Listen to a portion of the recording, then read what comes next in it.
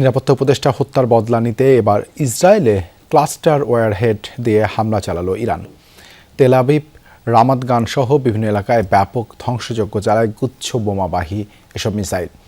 এর মধ্যে ট্রেন স্টেশনে হামলায় প্রাণ গেছে অন্তত 2 ইসরায়েলির, অন্যদিকে ইরানের মিসাইল কেন্দ্র এবং বুশেহরের পরমাণু স্থাপনায় ব্যাপক হামলা চালিয়েছে ইসরায়েল যুক্তরাষ্ট্র। A1 SWR Pipe and Fittings. A1 Engineers number 1 choice.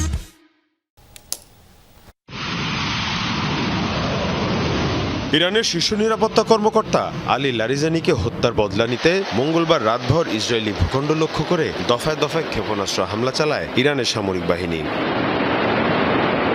এসব মিসাইলে বহন করা হচ্ছিল ক্লাস্টার ওয়ারহেড। ইসরায়েলি আকাশসীমায় পৌঁছানোর সাথে সাথে কার্যকারিতা শুরু করে গুচ্ছ বোমা, ছড়িয়ে পড়ে বিভিন্ন স্থানে। ইরান থেকে ছোড়া ক্ষেপণাস্ত্র ব্যাপক ধ্বংসযজ্ঞ চালায় ইসরায়েলের বিভিন্ন স্থানে। এর মধ্যে সবচেয়ে বেশি ক্ষয়ক্ষতি হয় তেল আবিব এবং রামাত গান এলাকায়। এর মধ্যে একটি স্টেশনে ব্যাপক ক্ষয়ক্ষতি হয়, যাতে প্রাণ যায় একাধিক ইসরায়েলির। ইরানি মিসাইল আঘাত হানার পরপরই সতর্কতা জারি করা হয় এলাকা জুড়ে, সরিয়ে নেওয়া হয় বাসিন্দাদের। এছাড়াও তেল আবিবের বিভিন্ন আবাসিক এলাকায় আঘাত হানে ইরানের ক্ষেপণাস্ত্র। হঠাৎ প্রচন্ড বিস্ফোরণের আওয়াজ পাই, এরপর দ্রুত বাংকারে আশ্রয় নেই। আশপাশের বিভিন্ন স্থানে আগুন জ্বলতে দেখি। এদিকে ইরানের বিভিন্ন এলাকাতেও ব্যাপক হামলা অব্যাহত রেখেছে ইসরায়েল যুক্তরাষ্ট্র।